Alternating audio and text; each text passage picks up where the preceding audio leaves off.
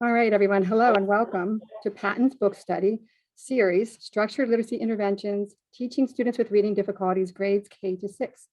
My name is Dr. Pam Kastner, and I have the honor of serving as Patton State Lead for Literacy. And joining me this evening is my friend and colleague, Andra Bell. She is a regional lead of literacy at our Patton East office. I'll let her wave to you so you can see who she is. All right. So tonight our focus will be Chapter 1, an introduction to structured literacy and poor reader profiles. Leading our learning of this chapter will be author and editor of Structured Literacy Interventions, Dr. Louise Spear-Swerling. We have placed in the chat the link to this book study on the Patton Literacy Resource Hub. Here you will find the book study, schedule, information about the book, and a Padlet where the recordings and related resources for this book study will be found. I want to kind of help you navigate that website so that you can get to these resources. So this is the Patton Literacy Resource Hub that you see on our screen. We hope you visit it another time as well. We have amazing resources that the team has created, but tonight we're going to focus on the book study. So we're going to go right over here to Patton Literacy Expert Series and Book Studies. We're going to scroll down to the Structured Literacy Book Study. And there you will see the book, information about the book, the beautiful Dr. Spear-Swerling. This is the schedule. We'll be meeting every Wednesday this evening, as well as the next 9 Wednesdays, so we're going to know each other well. And there's a Padlet that's related to this series. So let me show you how you can navigate that. When you get to this site, see this little square up here with a line, just click on that. It'll open up the Padlet. Right, and so you can see each chapter across the Padlet, right? So here we have Dr. Spear-Swerling's presentation for this evening.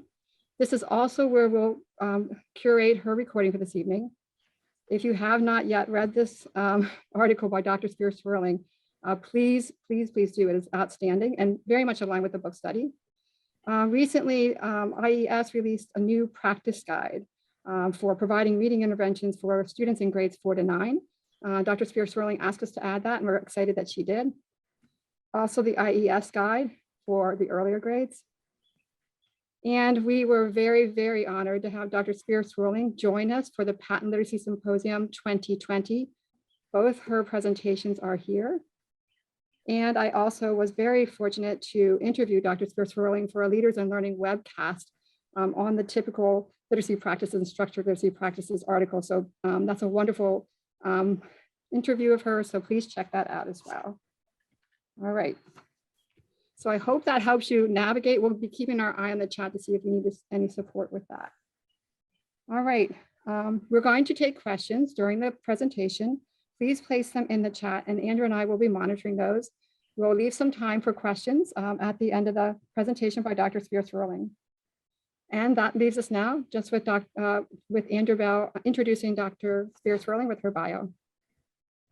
Good evening, everyone. It's wonderful to have you all join us on this great spring evening. Dr. Louise Spear-Swerling is a professor emerita of special education at Southern Connecticut State University in New Haven, Connecticut.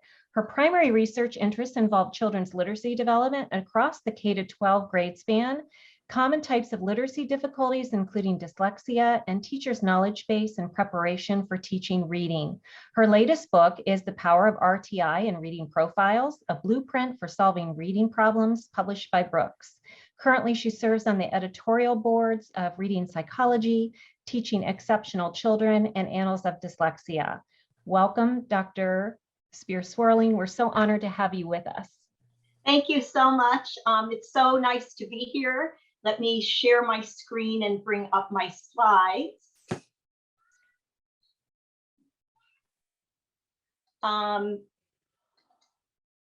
So thank you all so much for your interest in the book and your interest in structured literacy more broadly. And I also wanted to thank Pam and Andra and everybody else at Patton who has been involved in getting this book study off the ground. I know how much work goes into that, and I really appreciate your all of your hard work.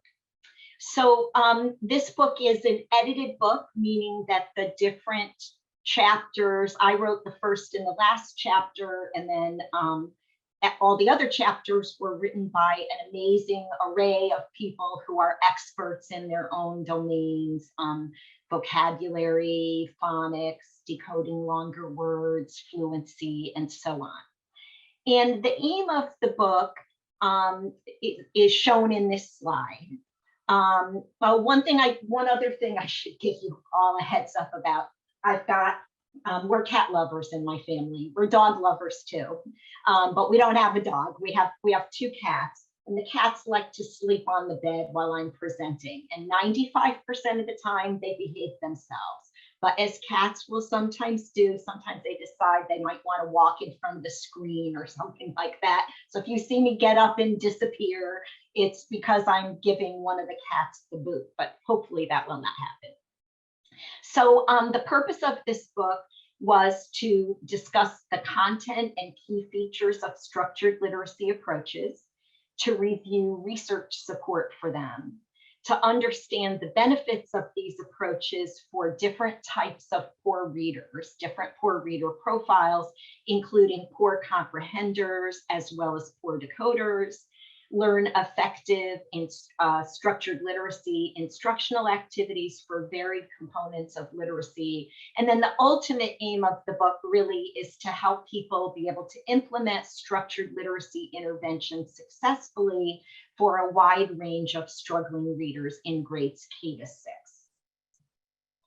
So the first chapter of the book lays a foundation for the rest of the book by discussing the characteristics of structured literacy and also the poor reader profiles content, because the book is based partly in that. And the first chapter begins with an anecdote about a coordinator of literacy interventions who is dealing with some myths about structured literacy. And hopefully by the end of today's session, it'll be clear that these myths are not true. They're just that, they're myths. So some common myths are that structured literacy is only for students with dyslexia, it's only for teaching phonics, and it's only about one particular program or method. Instead, it's best to think of structured literacy as an umbrella term involving approaches that all share a focus on 2 broad types of things: specific types of content and specific instructional features. So it's an umbrella term. We'll talk later about the fact that not everything fits under the structured literacy umbrella. So there is definitely some things that are not structured literacy, but it's not about a single program or method. So first, let's talk about the content of structured literacy. The content of structured literacy involves key components of language and literacy that are known to be important in learning to read, and that tend to play a role in reading difficulties, that research supports play key roles in different types of reading difficulties. And the areas that I'm listed here, that I've listed on this slide, come from the International Dyslexia Association, which was the professional group that first put forward the term structured literacy.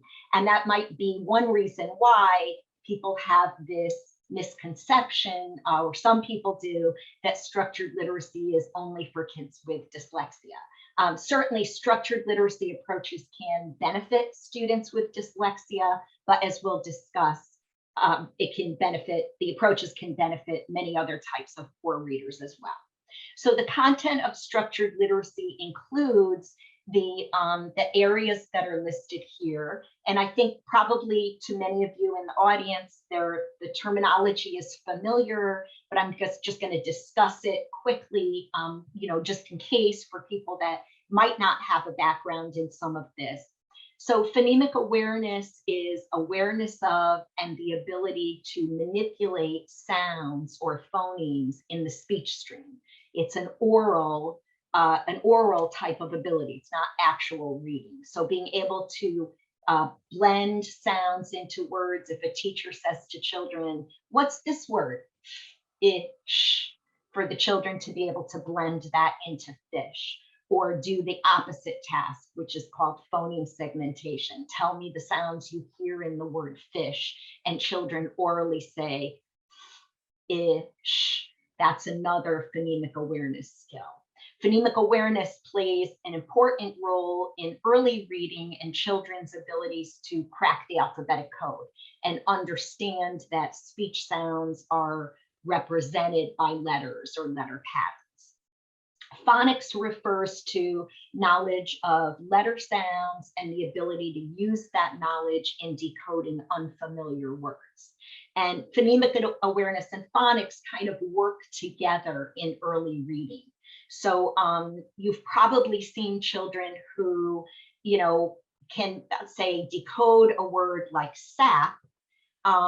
They can decode the individual letter sounds, sap, but they can't blend them together to make the word. That's a phonemic awareness problem. Conversely, you could have children who don't have a problem with the blending, but they don't know that short A is A. So they read sap as sip or something like that. That's more of a phonics problem. And of course, some children have difficulties with both of those early skills. Orthography refers to larger letter patterns and spelling patterns that are common in English. So recognizing that at the end of a one-syllable word, if you have a vowel, consonant, E pattern, the vowel will typically be long and the E will be silent, is a type of orthographic knowledge. Or knowing that to spell a word like duck or back or stack, you have to use a CK and not just a C or a K, is orthographic knowledge. Morphology refers to meaningful word parts like roots, prefixes, suffixes. So knowing that a prefix like means, as in unhappy, means not, or a root such as bio in a word like biology means life, is an aspect of morphology. And morphology is important even in the earliest stages of learning to read. If you work with beginning readers and spellers, you've probably seen children make mistakes like spelling the word dogs with a Z at the end instead of an S at the end. That's a morphologically based error because the student has to know. It sounds like it's a Z, right? But the student has to know that a plural is going to be, if it's more than one, you use an S or an ES. It's never represented by a Z. So morphology is important even early on in reading, but it becomes especially important as children advance to longer words and they're learning how to decode multisyllabic types of words. Important in spelling and decoding, as well as vocabulary knowledge. Syntax refers to sentence structure. So for example, being able to comprehend longer, complex sentences that tend to be more difficult to understand, such as sentences that have a center embedded clause in them, or sentences in passive voice, which have a lot of little function words and are harder to comprehend than sentences in active voice. So problems with syntax will have a direct effect on both oral comprehension and reading comprehension. And semantics refers to meaning, both at the individual word level, that is vocabulary, but also sentences and longer discourse. And semantics covers a lot of ground. So it would also include things that I haven't listed here, like background knowledge plays a very important role in reading comprehension. Inferencing plays an important role. So there's a number of other additional components pertaining to comprehension that are important. Here are some of the key instructional features of structured literacy. So at the core of structured literacy is explicit systematic teaching. In structured literacy, important skills are taught directly by the teacher with clear and concise explanation and modeling. So it's not left to chance that children will induce important skills just from exposure or incidental learning, or that they'll be able to induce them on their own. Systematic means you have a logical, structured sequence of teaching. So to the extent that research exists to inform a sequence, the sequence should use that, but it's not so much that there's just one right sequence as that the structure is logical and builds from simpler to more complex. So we know, for example, that when children are beginning to decode, the more phonemes a word has in it, that's going to place more demands on blending, right? So you would typically start with simpler 2 and 3 phoneme words and build toward words like, you know, shrimp and thump, and words that are harder to decode in part because they have more phonemes. Another key feature is attention to prerequisite skills. So an example of that would be that children are not expected to read a passage or a story fluently if they can't read it accurately first. We know that accuracy is a prerequisite for fluent reading. Targeted, unambiguous prompt feedback is another key feature. Sometimes I think that, and I've experienced this somewhat myself as a teacher, sometimes, you know, there's a tendency for teachers to give, if a child gives a wrong response, more ambiguous feedback because you don't want to say something that sounds negative to the student. But it's really important that feedback be clear. Obviously, shouldn't be mean, but you can give clear, matter-of-fact feedback to an error. And if children don't get that kind of feedback, then they don't have the information they need to be able to correct errors, or the instruction can be unintentionally confusing. The next one is also a really important one: purposeful selections of instructional examples, tasks, and texts. So an example of that would be that beginning decoders in structured literacy programs would usually use decodable text where the stories are controlled to certain phonics patterns that the children have been taught.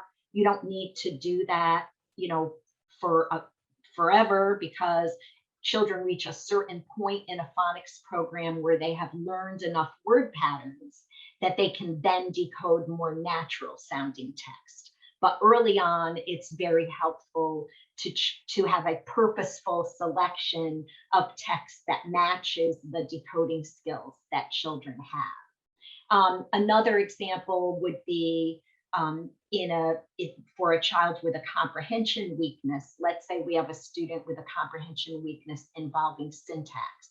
Then the teacher might deliberately select a book that it's not going to overload the student with a lot of complex, long sentences in order to make the reading more, you know, appropriate to their level. Or finally, an example of purposeful examples, purposeful selections of instructional examples.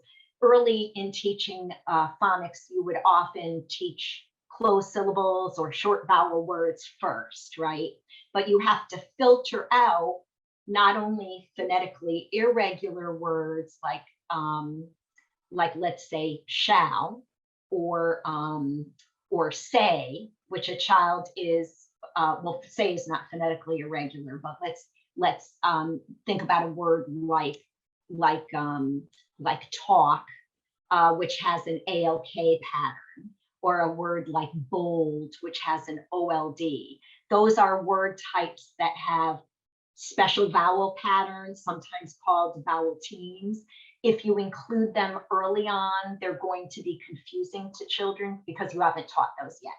So you filter those kinds of words out when you're at a very beginning short vowel stage. It's not that we aren't going to teach them eventually, but you teach them a little bit later as children are ready for them. So another way to think about this one is to use a phrase that Fletcher and his colleagues use in their book on learning disabilities. The instructional design minimizes the learning challenge. And that might sound a little bit odd to educators because educators are frequently exhorted to challenge their students. It's not that we don't want to challenge students with reading problems, but we don't want to overload them with too many new skills at once. And you can actually make more progress by having, gradual introduction of new skills rather than so many at once that the student becomes overwhelmed. Another feature of structured literacy is consistent application of skills and teaching for transfer. So the use of decodables is a good example of that. When children are first learning to decode, they're getting practice applying their decoding skills in reading simple decodable books. Another example would be that children would be expected, if they've learned certain spelling patterns, or certain, basic writing conventions, like how to use an apostrophe to show possessive, they would be expected to use those consistently in their writing. So structured literacy approaches do involve review. You always have to have some review of skills to help children retain the skills, but these features of structured literacy where you're having children apply their skills, or another term that's sometimes used for this is teaching for transfer, it kind of also builds in some review. In other words, as children are using the skills they've been taught in reading books or in writing, texts, they're also getting practice in reviewing those kinds of skills. In database decision making, teachers would be using progress monitoring assessments and other types of assessments to evaluate students' responsiveness to intervention and make adjustments as needed. And then a key feature of most structured literacy programs is the use of an initial synthetic phonics approach beginning at the grapheme phoneme level. And this is something that is discussed in chapter 1, but probably bears a little bit more attention. So here's a little bit more about different approaches to phonics instruction. In analytic or analogy phonics, the focus is on analyzing whole words or comparing a known word to an unknown word.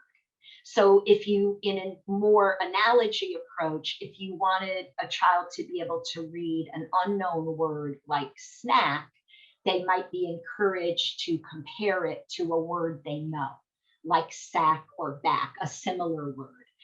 Probably everybody here is familiar with word families approaches to teaching, where I remember my children got that. They're in their 30s now, but many years ago, when they were learning how to read, they would come home with these rings of words that would have, sack, back, tack, rack, and they were supposed to practice reading the words at home. So that's an example of a more analytic or analogy phonics approach.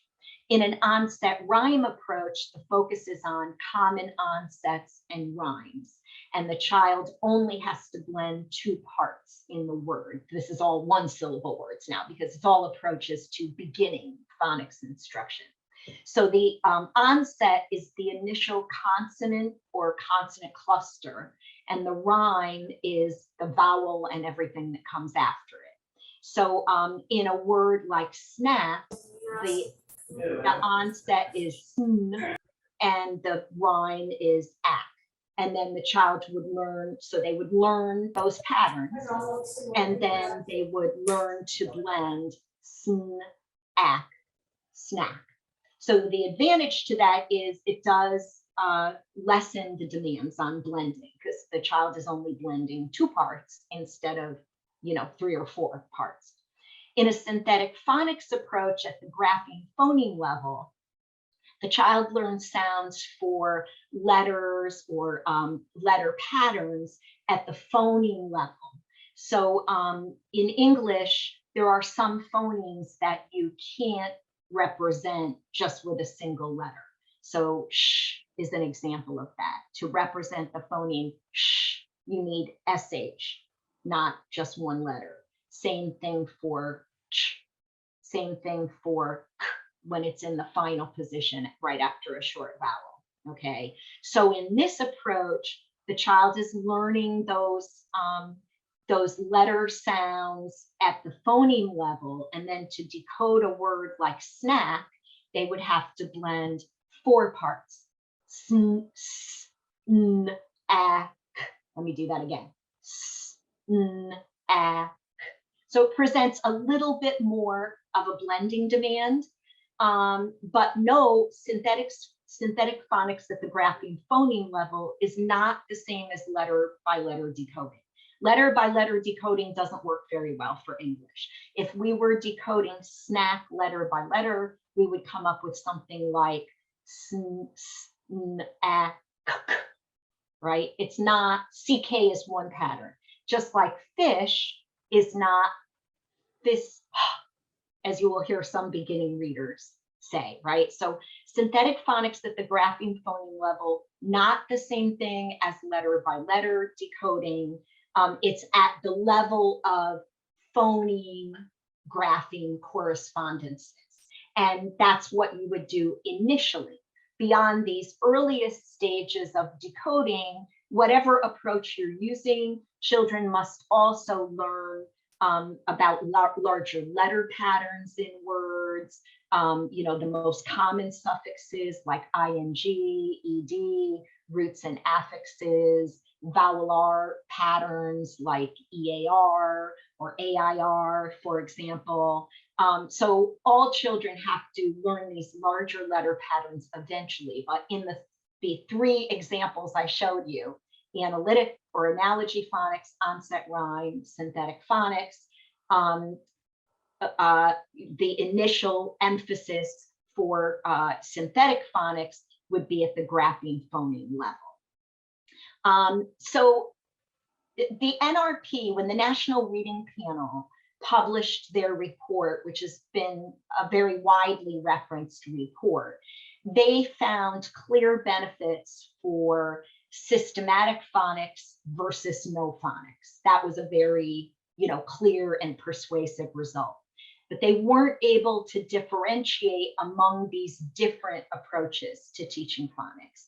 And I want to say at the outset, any phonics is better than no phonics. Okay, so it's always better for children to get some phonics instruction, whatever the approach is. But we've had a lot of research since the NRP report, which came out in the year 2000, over 20 years since then. And more recent post-NRP research supports the value of synthetic phonics at the grapheme phoneme level as an initial approach in its value for transfer to unfamiliar words, which of course is the entire point of teaching phonics, right? The entire point of teaching phonics is so children can decode unfamiliar words, not words they already know how to read. Another advantage of the synthetic phonics type of approach is that you can integrate instruction in key phonemic awareness skills, like phoneme blending, phoneme segmentation, so that as children are learning to blend a simple word like sap, to use a previous example, they're also, as they're decoding the word, they're also practicing blending. If they're having difficulty blending, then the teacher can use blending strategies. Same thing with learning phoneme segmentation in spelling. You can always, if you use a different approach, you can always have a separate phonemic awareness instruction component, but it's more efficient this way. A couple of other advantages beyond the ones I've mentioned. One of the things I saw in working with poor decoders is that when you have the word families type of approach, many children will just focus on the first letter. Once they know what the rhyme is, oh, these are all at words, or these are all act words.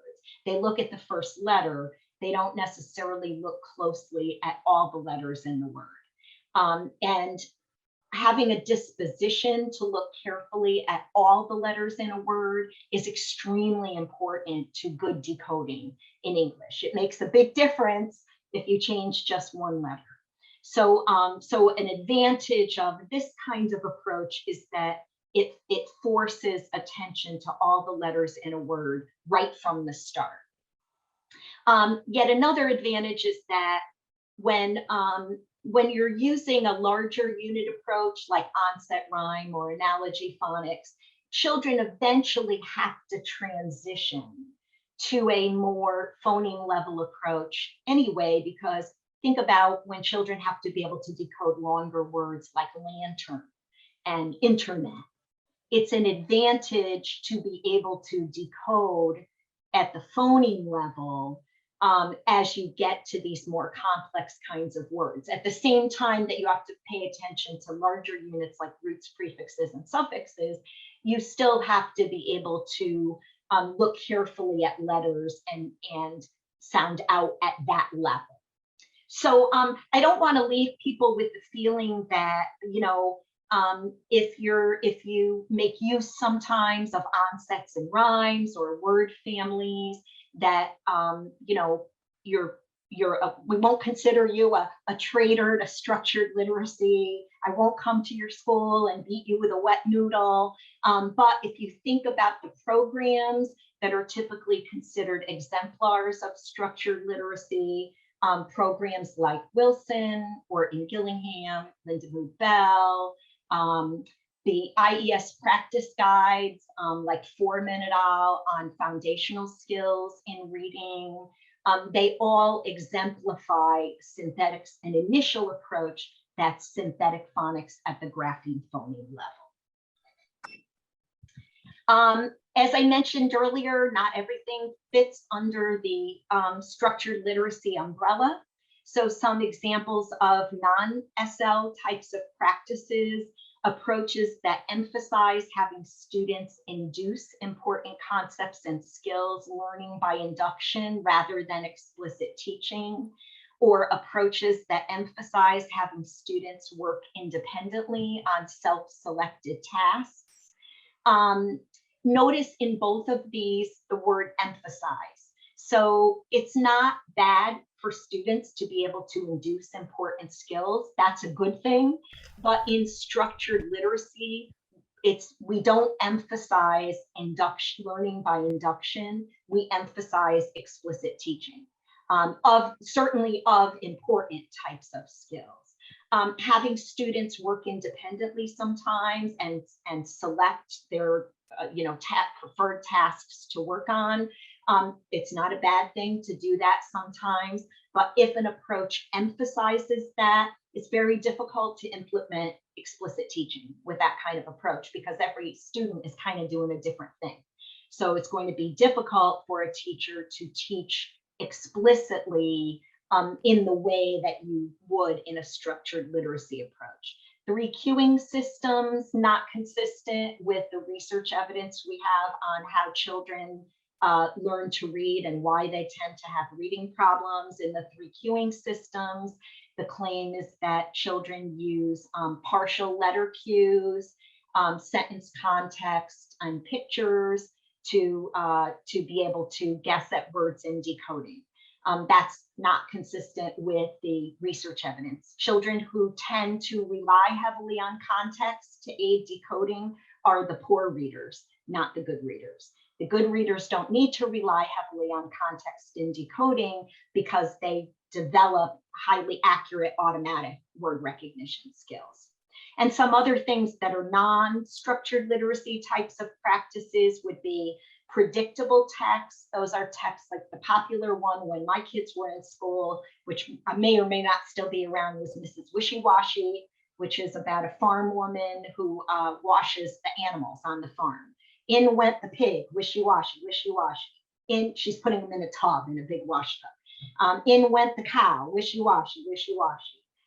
In went the horse, wishy-washy, wishy-washy. So after the children hear the story multiple times, they memorize the words. They maybe learn a few words by sight, like in, went, and the, but then they just look at the picture. So what the text is tending to encourage is not looking carefully at words, but guessing based on pictures. You wouldn't use that in structured literacy. Word shapes or word configuration cues. My son is a special education teacher. He's in a different job now, but in his first job, he came home with these something from school that they had, word shapes where the kids have to fit words into boxes by how tall the letters are. For, F-O-R, has a tall letter and 2 short letters. No. That, again, word shapes are almost useless for English, except for the first, maybe 10 words that you're learning. But after that, it's not the shape, the outer shape of the word that's important. It's the alphabetic code and the sequence of letters in the word that matters. And certainly an exclusive reliance or a very heavy reliance on a whole word phonics approach, not consistent with structured literacy approaches in general. So now let's talk a little bit about common poor reader profiles, which is the other major section of the chapter. These flow from the simple view of reading, which I'm guessing is probably familiar to many people, but just as a quick review, the simple view of reading says that good reading comprehension depends on competence on 2 broad types of abilities. You have to be able to read the words, and you have to have good language comprehension. So poor readers can therefore, good readers will be good at both. So a student who's a good reader will have good word recognition and good language comprehension. Poor readers can have a weakness specific to word recognition only, or specific to language comprehension only, or can have weaknesses in both areas. And then the terminology is specific word recognition difficulties, meaning reading difficulties that are specific to the word recognition factor in the simple view, specific reading comprehension difficulties, or mixed reading difficulties. Those are difficulties that involve both decoding and comprehension. And then the chapter also discusses a little bit about this early emerging, late emerging distinction. So any of the 3 profiles can emerge early in schooling or later on in schooling. Early emerging reading difficulties are typically considered to be reading difficulties that emerge in the primary grades. And then late emerging would be reading difficulties that emerge in grades 4 and up. And these are reading problems. These are not reading problems that the school overlooked, although that happens sometimes too. They're reading difficulties that actually didn't emerge until later on. So a good example of that would be many children with specific reading comprehension difficulties probably had mild language weaknesses from early in schooling, but because the books they had to read and comprehend in the early grades were fairly simple, the language weaknesses didn't begin to affect reading until they get into 4th grade, 5th grade, or beyond. In general, difficulties around word reading tend to be early emerging, and the comprehension difficulties tend to be a bit more late emerging, but again, any profile can emerge early or late. So for example, some children have word reading problems that emerge around grade 4 or 5. Linda Siegel is one of the people that has studied those, and she suggested that these were cases of children who had relatively mild phonemic awareness or working memory difficulties that when they had to read simpler words didn't come into play. But that as children advance to the middle grades and have to read more difficult multisyllabic words, that then you see a difficulty emerging in reading. For people who do better with a chart, as I tend to do myself, here's a chart that summarizes some of the information that's just been discussed. So the 3 profiles are shown in the far left column, and then there's the 2 middle columns are for word recognition or decoding and oral language or listening comprehension, and then the far right column shows a few examples of children's intervention needs. So children with a specific word profile, again, have below average word reading or decoding, but their oral language comprehension is average or better. And the type of difficulty, the type of intervention needs those students tend to have, you know, depending on their level, would be intervention in phonemic awareness, basic phonics, perhaps structural analysis of longer words, that kind of thing.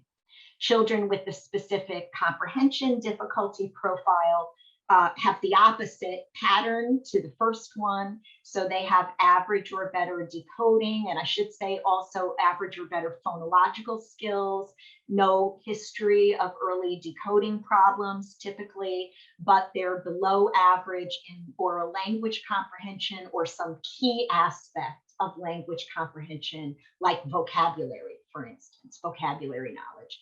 And then the student's intervention needs would be whatever area of comprehension is a weakness for the individual student.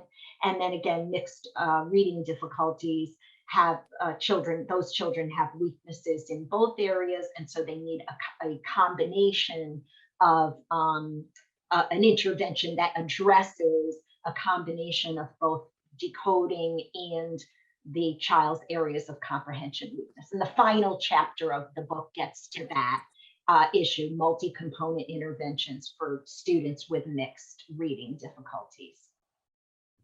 So why is the concept of poor reader profiles useful? Well, I've taught, the first one says, you know, helps practitioners integrate assessment data into meaningful, actionable patterns. For many years, I taught an advanced assessment course for master's level students. And these were typically students who were already working in public schools. They were already doing some basic assessment. They had a background in basic assessment, but they were learning like how to give the Woodcock-Johnson, how to give the Wyatt, tests like that were part of the course. And what I found was that it wasn't that difficult for most people to learn how to give a test and interpret the test and even come up with implications for intervention. What was really hard was to put it all together and see the pattern.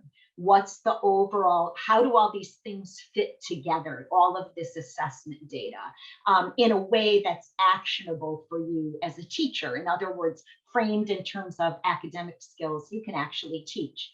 The profiles are really helpful for that. The profiles also provide a starting point for planning interventions. So, for example, sometimes a student will fail. This happens a lot in my experience with older students more than younger students. So a student fails multiple reading comprehension tests, and the assumption is that the student has poor reading comprehension.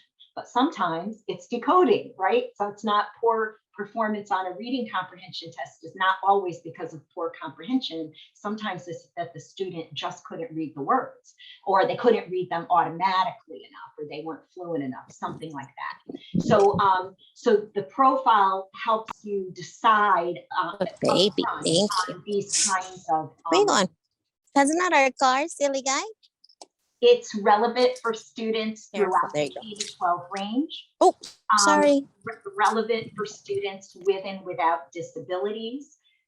So Oh boy. the profiles give you useful information for different disabilities like dyslexia, autism spectrum disorders, but they're also highly relevant for students whose problems are more experientially based, such as English learners, for example. They're informative for issues such as deciding on progress monitoring assessments and accommodations.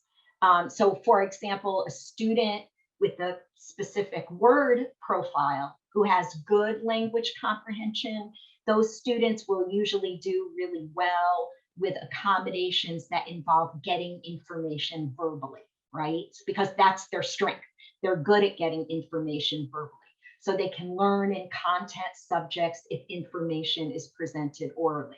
But students that have the specific reading comprehension profile, for those students, that profile is often, not 100% of the time, but often accompanied by weaknesses in language comprehension. And so oral presentation of content alone is not necessarily going to be that helpful for that kind of student, because they have language weaknesses that affect their comprehension, whether they're listening or whether they're reading. And it can all, the profiles can also help predict difficulties a student is likely to have in the future, enabling prevention or amelioration of those difficulties. So think about the example that I gave earlier of a student who has mild language weaknesses that are only beginning to affect reading, say in an area like vocabulary. You know, we might have a fourth grader who's got mild vocabulary weaknesses beginning to affect reading, let's say in a student with a mixed profile or specific reading comprehension difficulty profile. But you know, if you think about the future, without intervention, that problem will get worse, right? Because the vocabulary demands of the books only increase as students advance in school. Struggling readers with all three profiles can benefit from structured literacy approaches. So students with the specific word profile, as is true for the vast majority of students with dyslexia, benefit from structured literacy approaches for teaching phonemic awareness, phonics, spelling, decoding of long words, again, depending on the student's level, and building fluency. But students with specific reading comprehension difficulties can benefit from structured literacy approaches in areas such as vocabulary, syntax, reading comprehension. Students with mixed profile benefit from, you know, both of the above, and structured literacy approaches for written expression can benefit all profiles with targeting based on students' specific needs. So when you think back to those myths about structured literacy only being for one type of poor reader or one component of reading, like phonics, one of the aims of the book was to, you know, debunk that kind of view and show the utility of these approaches for a broader range of struggling readers. So these are the discussion questions that were also on that template. And I'm just going to kind of go through these very quickly, and then we'll just focus on using the remainder of the time for people to ask questions, and you can jump off from the discussion, any of the discussion questions if you want, or if you prefer, you can ask a different kind of question, submit questions in the chat. So question one is all about kind of your, it's not really just one question, it's a bunch of questions. So about your own implementation of structured literacy. So which specific practices would you like to use more often with your students? Can you think of some ways to increase use of these practices? Will it be easier to do this with certain poor readers? For example, those with decoding problems versus those with comprehension problems. The second question is more specifically about the profile. So to think about students you've worked with, have you observed students with these three different profiles?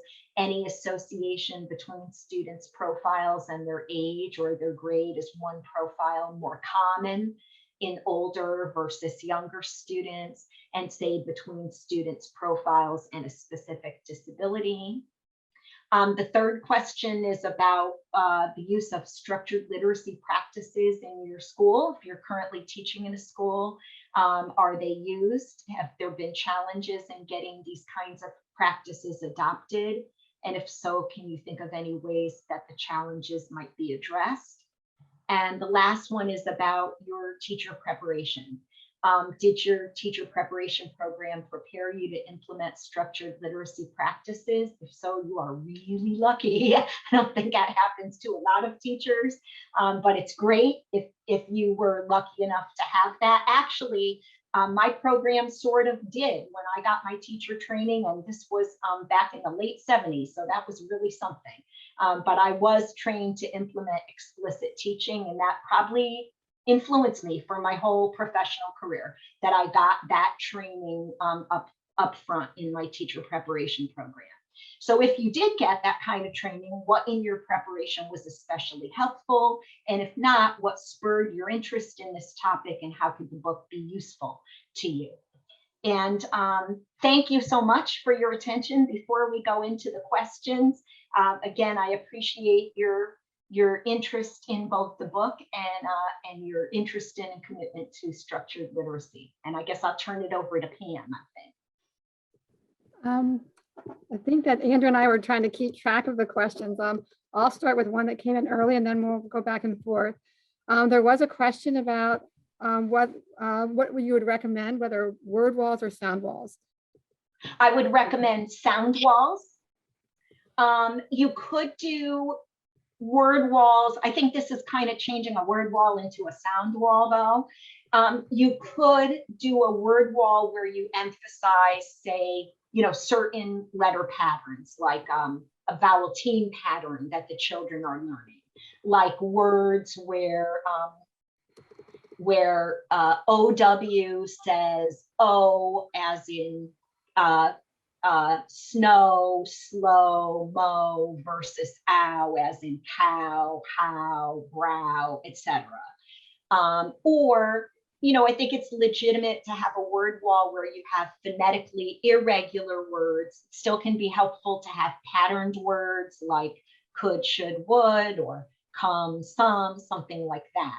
But I wouldn't use a traditional word wall where you have, kind of a hodgepodge of words that don't have a pattern and don't have, some of them are decodable, some of them are phonetically irregular. I think for beginning readers, I don't think that's particularly useful. And did you have a question, or would you like me to go to the list? I do. Oh, This came in early. Someone wanted you to just clarify your statement that blending difficulties are due to a lack of phonemic awareness. Could you just talk about that a little bit? Sure. Well, there's different phonemic awareness skills. Okay, so there's maybe 3 skills that have been shown as most critical in early reading. And I'm sure actually Stephanie will be talking more about this next week because her chapter dealt with phonemic awareness. But phoneme identity would be like identifying the first, initial sounds in words, final sounds in words. So name words that all start the same way as mother, for example, or do mo and mother start the same way. And then phoneme blending is being able to blend the phonemes that are either orally presented, if you're doing phoneme awareness, not in the context of reading, as you would often do maybe with children who have limited knowledge of letters, where they have to blend the phonemes, or the reverse, where they get the whole word first, spoken orally, and then they have to tell the sounds they hear in the word. They have to segment the sounds in the word. But again, as children are learning letters and learning how to decode, often those 2 things would be paired. So as children are decoding simple words, say with letter titles or counters, something like that, they're also learning to blend in the context of decoding the word. But the actual phonemic awareness part is the blending of phonemes and the segmentation of phonemes. And there's a whole family of phonemic awareness tasks. And the phonics part is knowing the letter sound correspondences and being able to use them to decode printed words. Dr. Swerling, there was kind of a similar question and related to phonemic awareness, and we know we'll focus on that in chapter 2. But as you know, there's been some conversation about phonemic awareness with letters, without letters. So that was a question that came up, but I do believe you addressed that in chapter 1. So I thought I'd give you the opportunity to do that. Oh, sure. Do you want me to respond? Yes, please. To that? Sure. So there is some controversy about that. I think that I'd rather emphasize the things about which there's not a lot of controversy. There's not a lot of controversy about the importance of phonemic awareness skills. There's not a lot of controversy that for pre-kindergarten children who are just beginning to, learn, develop very basic literacy skills, you might do phonemic awareness tasks without letters. But once children know letters, then there are a lot of advantages to pairing the two together in instruction, as when children, say, let's use segmentation as an example, just for something different. Children are segmenting a simple word and then attaching letters to the tokens or the tiles or whatever they're using to spell the word. So that is what I would favor for children who are old enough to know letters and be working on letter sounds as well as phonemic awareness. But I do think it's important for the teacher to recognize that phonemic awareness and phonics are two separate skills. They're interrelated. And they both play an important role in early reading development, early decoding, but they're not the same thing. Thank you. I'll turn it back over to Andra.